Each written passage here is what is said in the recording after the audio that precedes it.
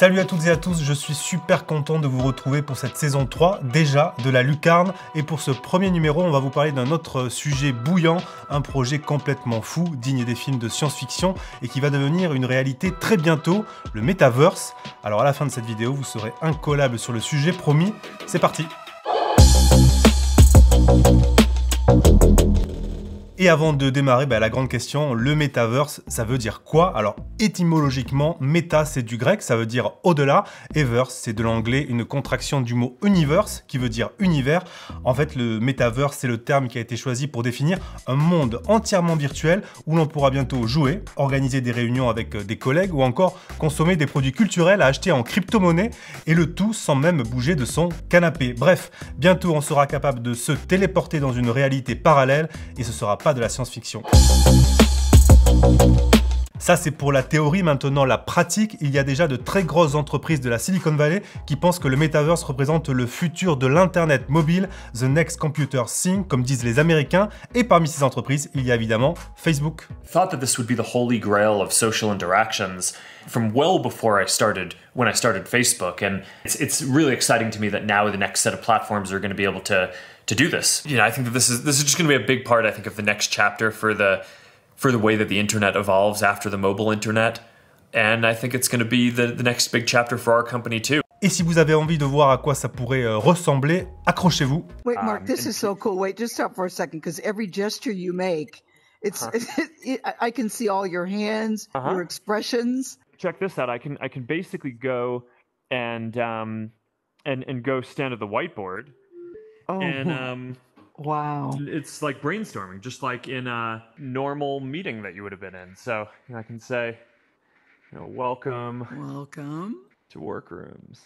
En fait, derrière le Metaverse, il y a tout un nouveau secteur économique qui est en train de naître. En 2014 déjà, Facebook a investi plus de 2 milliards de dollars en rachetant une entreprise spécialisée dans la réalité virtuelle, Oculus. Tout récemment, le boss de cette division, Andrew Bosworth, a même obtenu une sacrée promotion en devenant le directeur de la technologie de cette entreprise. Donc vous l'avez compris, pour Zuckerberg, l'avenir de Facebook se trouve incontestablement dans cette technologie. I think if we're successful, then maybe 5 years from now or 7 years from now, people will primarily think about us as a metaverse company rather than a mobile internet company. Et si Facebook investit autant, c'est aussi parce que la concurrence est rude. Vous connaissez sans doute Epic Games, l'éditeur derrière le jeu vidéo phénomène Fortnite. L'entreprise vient de lever 1 milliard de dollars pour construire son propre metaverse. L'année dernière, le jeu vidéo avait fait l'événement en organisant le premier concert 100% virtuel. Le rappeur Travis Scott s'était produit en live avec son avatar. Résultat, plus de 12 millions de visionnages en live, l'équivalent de plus de 130 stades de France pleins à craquer et 20 millions de dollars dans la poche de l'artiste. Cette année, c'est la française Aya Nakamura qui va se prêter à l'exercice. Alors évidemment, tous ces millions, ça a donné des idées à certaines grosses multinationales comme Coca-Cola qui ne veulent pas voir la folie du Metaverse leur passer entre les doigts.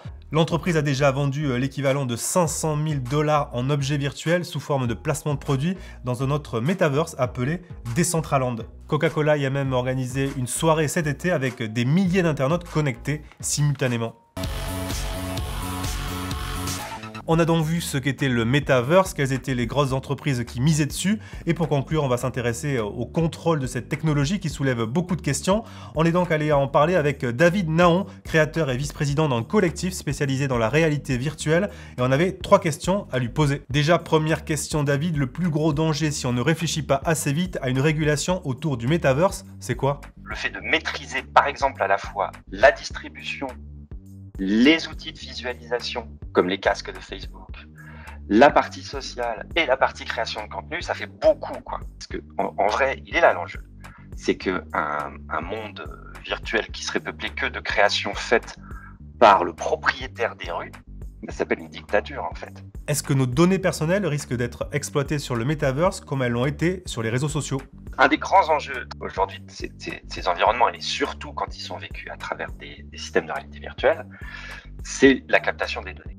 Parce que quand on met un casque sur sa tête, par exemple, on sait capter potentiellement l'activité des muscles faciaux, donc les expressions du visage. On capte des émotions de haut niveau. C'est pas juste des sensations, c'est des émotions. Donc c'est dingue, c'est une pépite d'or pour les annonceurs. Ça, il va falloir le réguler. Et donc, il est essentiel que le législateur se mouille, se dépêche. Et enfin, quelle piste envisager pour éviter de se faire dépasser par cette nouvelle technologie? À partir du moment où on est dans un réseau spatial, finalement, il y a un truc qui nous vient assez naturellement.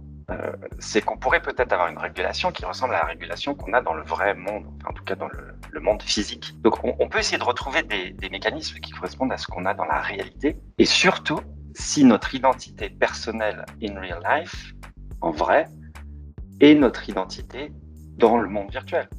Parce qu'en fait, le gros problème des réseaux sociaux aujourd'hui, c'est qu'en fait, on peut se créer un compte n'importe comment, quand on veut, et devenir n'importe qui dit n'importe quoi. Voilà, on espère que cette première lucarne de la saison vous a plu. N'hésitez pas à la commenter et à la partager. Et on revient très vite avec un nouvel épisode. Salut!